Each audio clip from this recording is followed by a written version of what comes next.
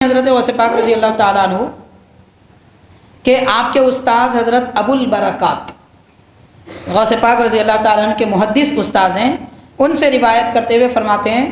کہ حضرت سیدنا علی رضی اللہ تعالیٰ عنہ راوی ہے، اور نبی پاک صلی اللہ علیہ وسلم نے فرمایا، ارشاد فرماتے ہیں کہ ذی الحجہ کا مہینہ جب آ جائے تو اے لوگو فجدوا فی الطاعۃ، اللہ کی اطاعت کرنے میں خوب کوشش کرو۔ پھر فرمایا فإنها ایام فضلها اللہ تعالی، کیونکہ ایسے دن ہیں کہ اللہ تعالیٰ نے ان دنوں کو سال کے دوسرے دنوں پر فضیلت دی ہے۔ اور فرمایا وجعل حرمت لیلہا کحرمت نہارہا، اور رات کی فضیلت ایسے ہی بنائی جیسے دن کی فضیلت ہے، ان 10 راتوں اور 10 دنوں کی۔ اس کے بعد فرمایا کہ 10 راتوں میں سے ایک رات میں بھی اگر کوئی رات کے آخری حصے میں 4 رکعت نماز پڑھے، رات کے آخری حصے میں یعنی 3 بجے کے بعد، تو رات میں 3 بجے کے بعد جیسے تہجد پڑھتے ہیں اس وقت میں اگر یہ 4 رکعت نماز کوئی پڑھ لے، کیا ہوگا فائدہ آگے بتایا جا رہا ہے۔ 4 رکعت میں کیا پڑھیں وہ اب بتا رہے ہیں۔ ارشاد فرماتے ہیں کہ ہر رکعت میں سورہ فاتحہ ایک بار پڑھے، فلق اور ناس ایک مرتبہ پڑھے، اور سورہ اخلاص 3 مرتبہ پڑھے، قل هو اللہ احد 3 مرتبہ پڑھے، پھر آیت الکرسی یہ بھی 3 مرتبہ پڑھے۔ تو ہر رکعت میں سورہ فاتحہ اور سورہ فلق ناس 1 مرتبہ، سورہ اخلاص 3 بار، آیت الکرسی 3 مرتبہ پڑھے۔ 4 رکعت میں اسی طریقے سے پڑھے، اور نماز سے جب فارغ ہو جائے تو ہاتھ اٹھا کر یہ دعا کرے۔ کیا دعا ہے؟ ارشاد فرمایا سبحان ذی العزت والجبروت، یعنی غلبے اور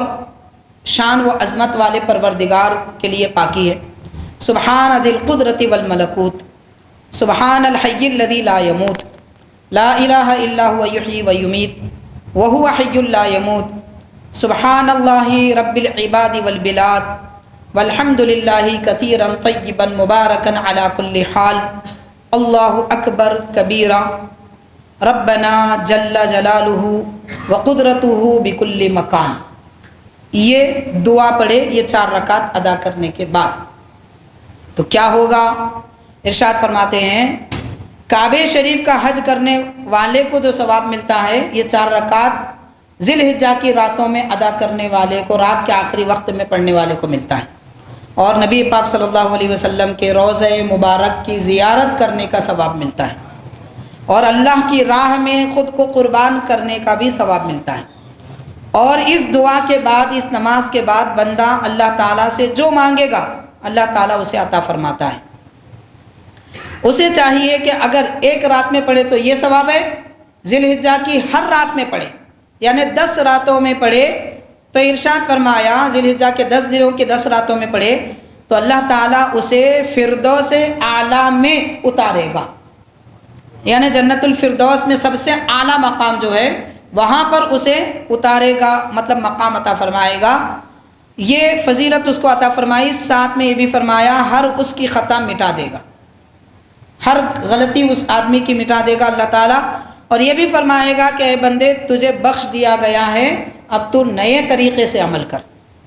یعنی جتنے پرانے گناہ تھے سب بخش دیے گئے، اب نئے طریقے سے عمل کر۔ اور اس کے بعد اللہ تعالیٰ یہ بھی فرماتا ہے اے میرے ملائکہ، اے میرے فرشتوں گواہ رہو میں نے اس آدمی کو بخش دیا۔ فرشتوں کو گواہ بنا کر اللہ تعالیٰ اس آدمی کی